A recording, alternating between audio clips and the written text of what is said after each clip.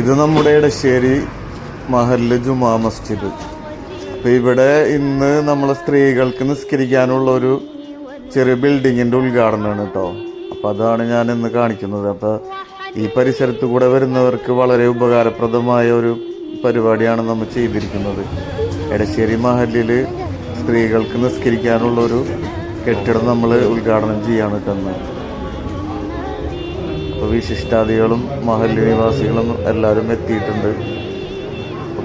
പള്ളി അത്യാവശ്യം സൗകര്യമുള്ള പള്ളിയാണ്. അപ്പോൾ ഈ വഴിക്ക് വരുന്നവരാണെങ്കിൽ ഇവിടെ ഒരു സൗകര്യമുണ്ട് കേട്ടോ.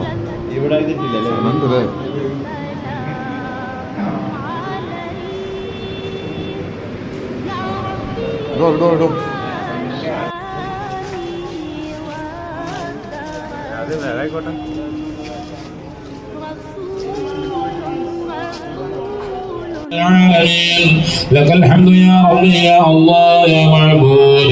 اللهم صل وسلم على رسولك سيدنا محمد وعلى آل سيدنا ومولانا محمد. اللهم ربنا تقبل منا صلاتنا. വീടുകളിലേക്ക് എത്തിച്ചു കൊടുത്തുകൊണ്ട് തന്നെ വലിയൊരു സേവനം അനുഷ്ഠിക്കുന്ന സംഘടനയാണ് മഹല്ലിലും. അതേപോലെ തന്നെ മഹല്ലിന്റെ എല്ലാ വിഷയങ്ങളിലും വളരെ സജീവമായി പങ്കെടുക്കുന്ന സംഘടനയായ മഹല്ല് മജ്ലിസ് കമ്മിറ്റിയുടെ സാരഥിയായ ബഹുമാനപ്പെട്ട ബഷീറിൻ്റെ ഇവിടെ.